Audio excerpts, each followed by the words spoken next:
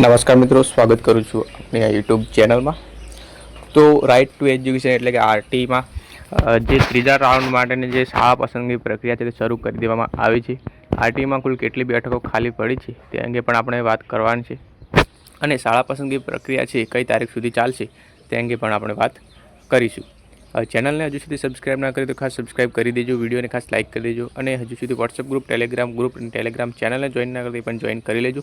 એની link વિડીયોની જે description છે તેમાંથી મળી જશે। તો મિત્રો, આજનો આપણે વિડીયો શરૂ કરીએ। સૌપ્રથમ વાત કરીએ કે આરટીમાં કુલ કેટલી ખાલી જગ્યાઓ હજુ છે, તો એ તમે જોઈ શકો છો।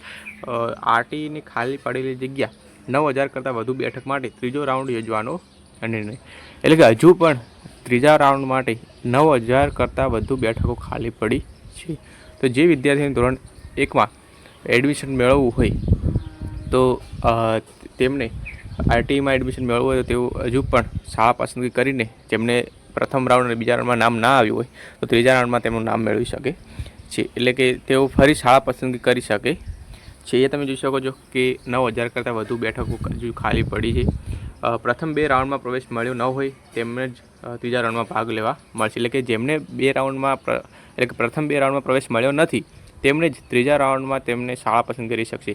જેમને પ્રથમ રાઉન્ડ બીજા રાઉન્ડમાં જેમને નામ આવ્યું છે પરંતુ તેમને બીજી શાળા લેવી છે તો તેઓ શાળા પસંદ કરી શકશે નહીં મિત્રો।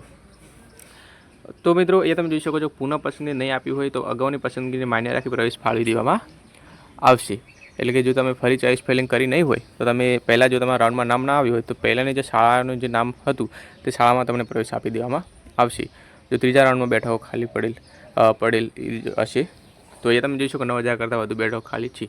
હવે વાત કરીએ કે ત્રીજા રાઉન્ડ માટે જે છે જે 4 જૂન સુધી પોર્ટલ પર સ્કૂલની પસંદગી થશે। તમે જોઈ શકો છો કે 4 જૂન સુધી તમે જે શાળા પસંદગી છે 4 જૂન સુધી કરી શકશો। જે તમે આરટીનું ફોર્મ ભર્યું તે જ આરટીમાં તમારે ફોર્મ જે વેબસાઇટ છે તમારે લોગિન કરી લેવાનું છે।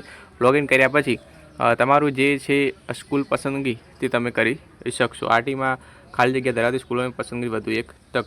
કોઈ સમસ્યા હોય તો તમે હેલ્પલાઇન નંબર આપેલો છે, જેમાં વેબસાઇટ પર તે હેલ્પલાઇન નંબર તમે સંપર્ક કરી શકો છો। તો મિત્રો, ખાસ ધ્યાન રાખજો કે 4 જૂન સુધી પોર્ટલ પર તમે સ્કૂલની પસંદગી તમારી થશે।